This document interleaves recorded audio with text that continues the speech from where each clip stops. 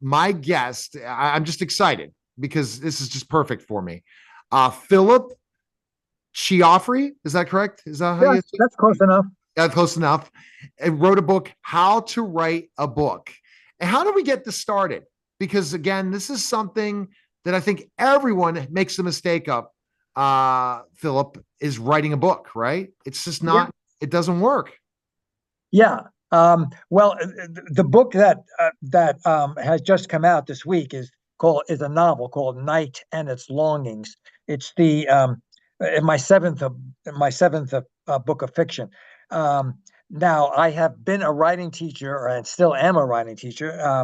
I've been teaching for many years at the university level, and also now I teach for Gotham Writers, which is a private writing company in New York City, which does online classes, and I teach in person in the city.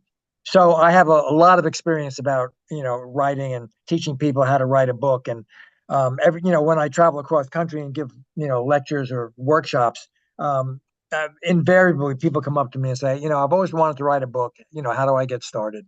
And so it's a topic that's dear to my heart, because I'm very interested in helping other writers or would-be writers get their life story down, or Right.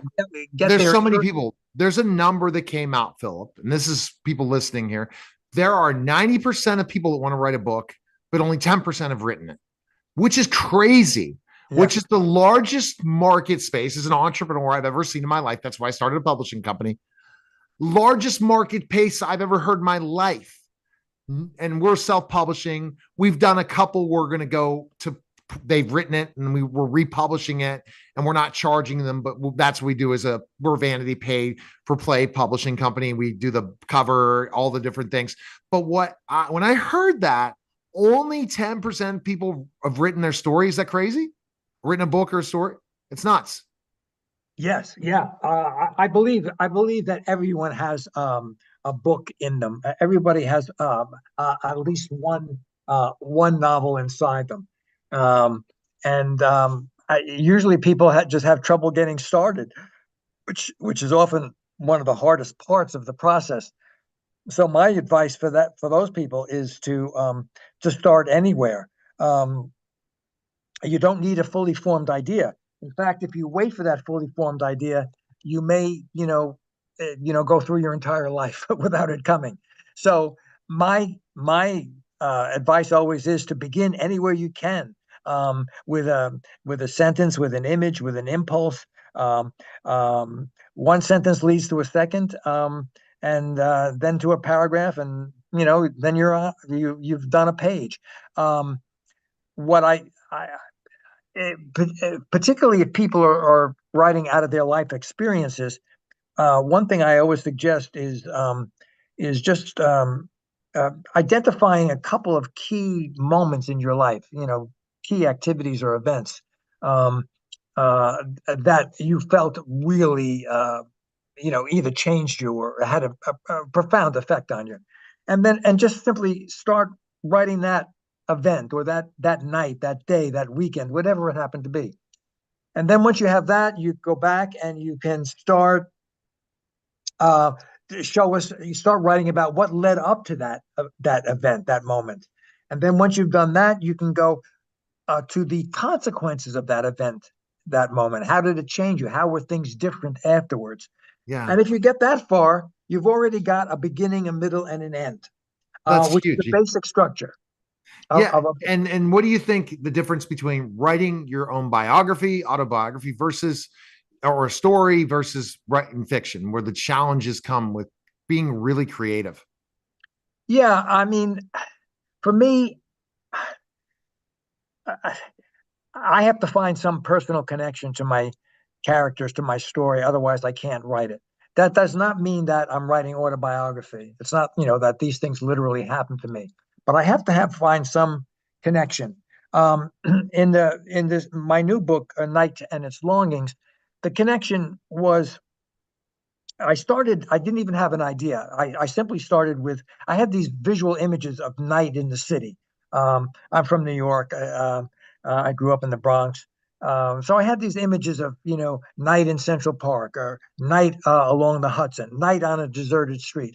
Just had a series of images. And then I started thinking about the night as an entity in itself. It is that time when the day is gone, when your external life is stripped away, it's really just you alone with who you are, and how we start to think about our lives in a different way that way. I mean, are we satisfied? Are we happy? Do we have what we want? What more do we want? How might we get it?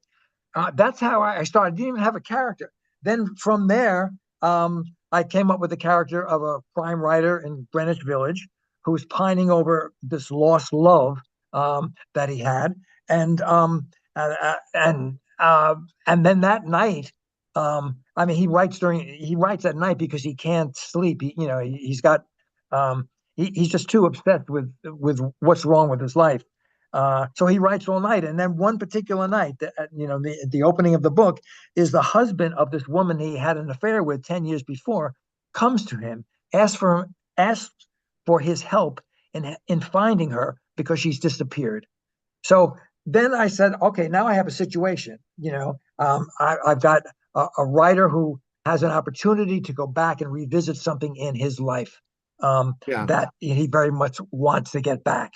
So I had the external level, that is, he's investigating why she disappeared, and at the same time, the inner level, which is coming to know himself better, understanding himself in a clearer light, and also seeing this woman he loved in a clearer light because she's changed since he first knew her. So I like the idea of having the internal struggle, the internal journey, and the external one, Yeah. both going at the same time.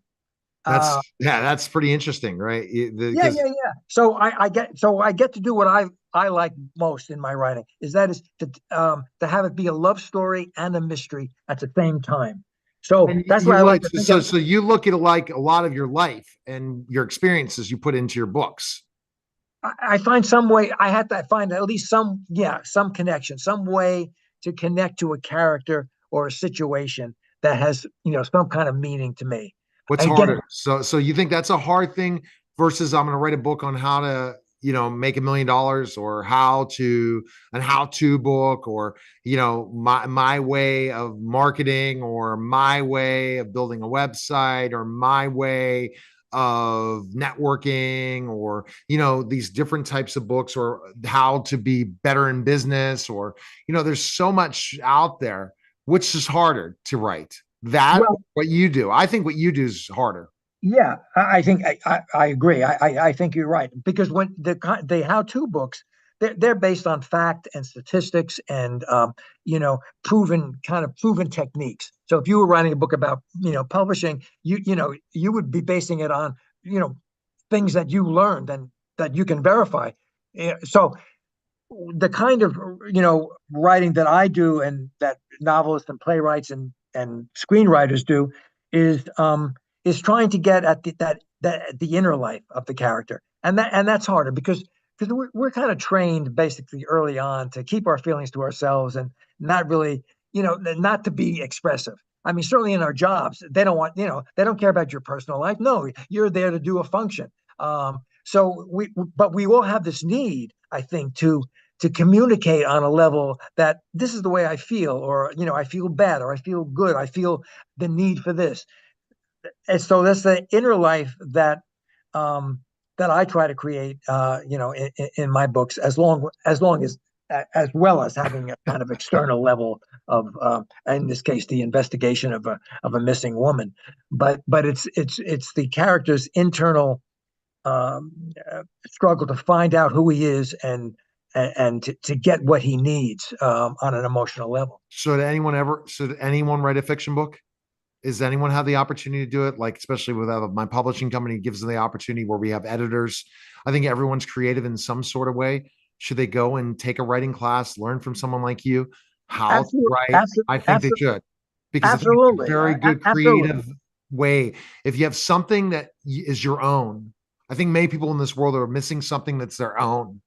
Once you write a book, there's something for you to look forward to every day. Writing the next book. Go ahead. Absolutely. Absolutely. And if you don't write it, it's gone. It's lost.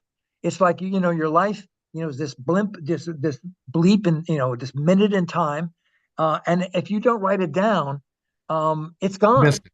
Yeah. Yeah. I don't know if I'll ever get to doing the want to do that, but I just really, my authors that have written books so far with Hollow Man Publishing, I just been so impressed by them. The time they put into it, the creativity. When I interview these authors and say, how do you come up with this in your head? How are you able to create these things?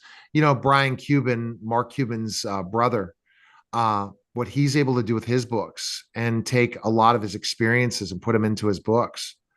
It's just genius. And so many people do this on a regular basis. And yeah, I did this, but this is what I put together.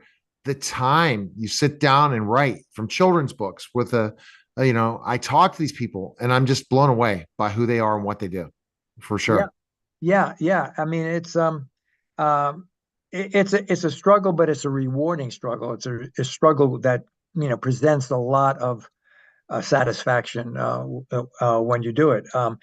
Yes, to come back to your point before, yeah, if you're having trouble getting started, take a writing workshop, whether it's online or in person. And having that, every week you need to turn something in and you've got an audience to listen to you. Often that's enough motivation to get people actually writing on the page. So I definitely encourage that. I see my students, come in never having written a word, and then they've learned how to write a narrative, and they're somewhere along the process. Fantastic. So people can pick up your book at Amazon and all that stuff. Do you have a Yes. book called How to Write a Book as well? Do you have a book also called? Uh, no, I have a lot of articles that I've written about how to write, which, some of which are available online. People could, certainly just Google my name, Philip 1L, last name CIO, F as in Frank, F as in Frank, ARI, and .com is my website, and they can certainly contact me if they have questions about writing. Contact me through my website. And my book, Night and Its Longings, which just came out this week, is available at Amazon and everywhere books are sold. So I would be happy to talk to any of your listeners who might have questions about writing, and Oh, there's just tons of people. Appreciate it, yeah, Phil. yeah. Thanks again. Right. Thank you very much, Neil. All Good right, luck you're with listening. everything. You're listening and watching the Neil Haley Show. And we'll be back.